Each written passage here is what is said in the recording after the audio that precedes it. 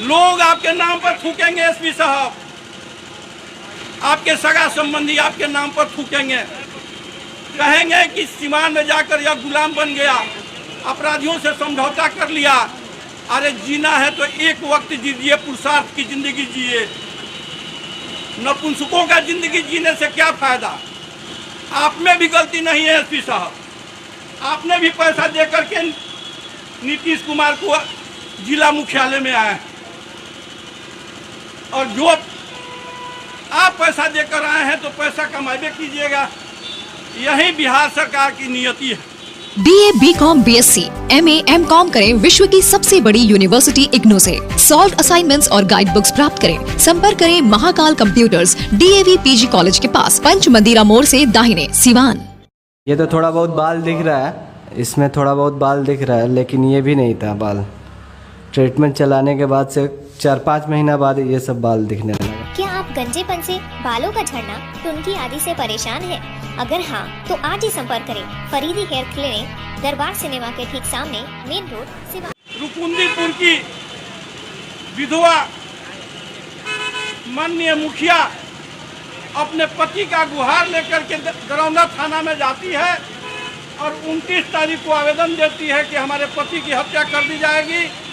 मेरे गांव के अमुक अमुक लोग हमारे पति को धमका रहे हैं, राइफल दिखा रहे हैं, और थाना प्रभारी मुख्य दर्शक बने हुए हैं, और 2-3 दिन के बाद उनकी हत्या कर दी जाती है। साथियों, ठीक दीपावली के दिन मनोज यादव, ग्राम जलालपुर का रहने वाला, उसका क्या गुनाह था? सिर्फ इतना ही गुनाह था कि वह एक चैन, सोना का चैन पहना हुआ था। उस चैन को छीनने के लिए उसके दरवाजे के 10 कदम दूरी पर उसकी हत्या कर दी जाती है। अत्यंत गरीब परिवार का वह लड़का, देखकर दया आती है, लेकिन प्रशासन के कुंभकर्ण निंद्रा में सोने के कारण न कोई कार्रवाई होती है, न कोई गिरफ्तारी होती है। प्रशासन का तीर निंद्रा से जगाने के लिए युवा मोर्चा ने यह धरना दिया। साथियों, हालात बद से बदतर होते जा रहा है। यह वही सिवान है, और हमारे साथ बैठे हुए हैं सत्यम भारती जी। इनकी बहन की बारात आने वाली थी। इनके पिता हमारे मित्र थे, श्रीकांत भारती, अपने बेटी की शादी का कार्ड बांट रहे थे। शांति वृक्ष के सामने उनकी हत्या कर दी जाती है। हम लोगों ने पहले दाह संस्कार किया और अंतिम संस्कार, जिसको श्राद्ध कहते हैं, बाद में किया। पहले इनकी बहन की बारात हम लोगों ने मंगाई। साथियों, यह वही सिवान है। कंधवारा के रहने वाले थे, एक यादव जी थे, लिट्टी चोखा का दुकान खोले हुए थे। रात में 11 बजे रात में हमने सिर्फ उनके दुकान से लिट्टी चोखा खाकर घर आते हैं, और दूसरे दिन यही अग्रवाल पेट्रोल पंप के सामने उनकी हत्या कर दी जाती है। उनकी बेटी की शादी अगले साल हमने अपने खर्चे से किया। तो बेचारी अपने मरे हुए बाप का मुंह ही नहीं देखी, क्योंकि उस जिस समय थी माँ के पेट में थी। साथियों, यह वही सिवान है। हमारे जिला के उपाध्यक्ष राहुल तिवारी जी के गांव के तारकेश्वर तिवारी दवा खरीदने आते हैं कोरमा चट्टी पर, और उनकी हत्या कर दी जाती है। उनके बेटे को हम पढ़ाते हैं सर, वो भी बच्चा अपने माँ के पेट में था। मरा हुआ पिता का अभी तक चेहरा भी नहीं देखा। क्या फिर वही सिवान बनाना आप लोग चाहते हैं? ये महागठबंधन जो अपराधियों का जमावड़ा है, लुटेरों का जमात है, बेविचारियों का जमात है, ऐसी सरकार को उखाड़ फेंकने का वक्त आया।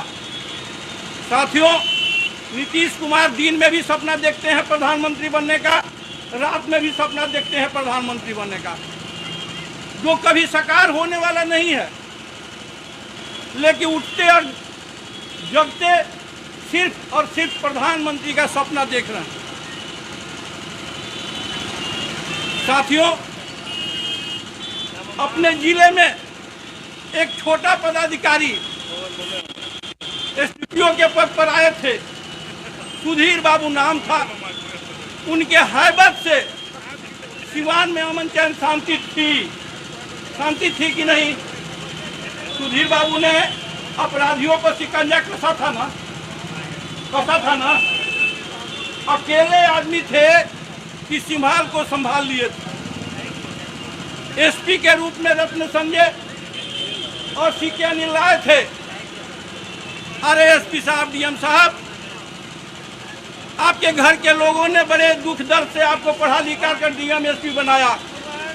इतिहास लिखने का वक्त आता है और अपराधियों से समझौता कर लीजिएगा तो आपकी मम्मी कहेगी, आपकी माँ कहेगी कि हमने जिसको दूध पिला करके एसपी बनाया, जिसको पढ़ा लिखा कर न्याय के कुर्सी दिलवाया और वह अपराधियों से हाथ मिटा लिया।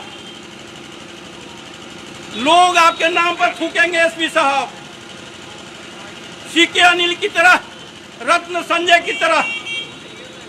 एक बार आपके मन में जज्बा जगनी चाहिए, आत्म स्वाभिमान जगनी चाहिए और फिर से राजेंद्र बाबू मौलाना मोहल्लक की धरती को बचाने का काम कीजिए। अनुरोध करने हम लोग आए हैं।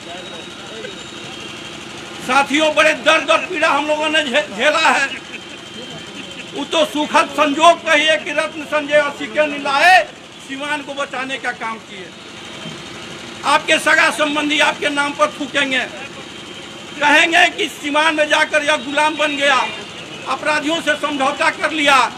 अरे जीना है तो एक वक्त जीजिए, पुरुषार्थ की जिंदगी जिए। नपुंसकों का जिंदगी जीने से क्या फायदा? और रुपया पैसा तो कमाना ही है, आना है, जाना है। उसके लालच लोभ में रहिएगा तो आपको मान और सम्मान नहीं मिलेगा। जब सीके अनिल और रत्न संजय की ट्रांसफर हुआ, सीमान के लोगों ने रो रो कर उनकी विदाई किया था। इतिहास रच कर जाइए। डीएम साहब, एसपी साहब, आपने सस्पेंड किया है थाना प्रभारी को, हम बधाई देते हैं, लेकिन आनंद फानन में आपने सस्पेंड किया है। जब आपको पता चला कि विरोधी दल के नेता विजय सिन्हा जी आ रहे हैं सीमान में, तब आपने सस्पेंड करके अपनी खानापूर्ति पूरा किया है। 2-4-10 दिन के बाद 2-4-10 लाख रुपया लेकर फिर आप थाना प्रभारी बना दीजिएगा। और जब जाएंगे वहाँ तो फिर माँ बहनों का सुहाग उजाड़ेंगे और पैसा कमाएंगे और आपको देंगे। आप में भी गलती नहीं है एसपी साहब, आपने भी पैसा दे करके नीतीश कुमार को जिला मुख्यालय में आए,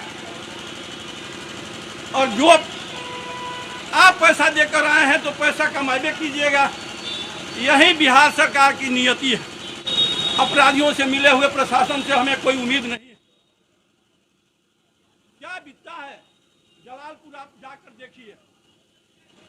जब उसकी मां रोती है, रुकुंदीपुर जाकर के देखिए, जब उनकी विधवा रोती है, कलेजा फट जाता है।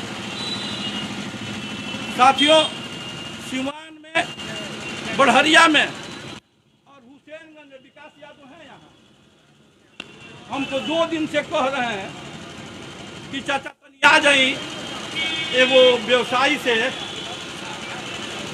रंगदारी मांगले वाले 10 लाख।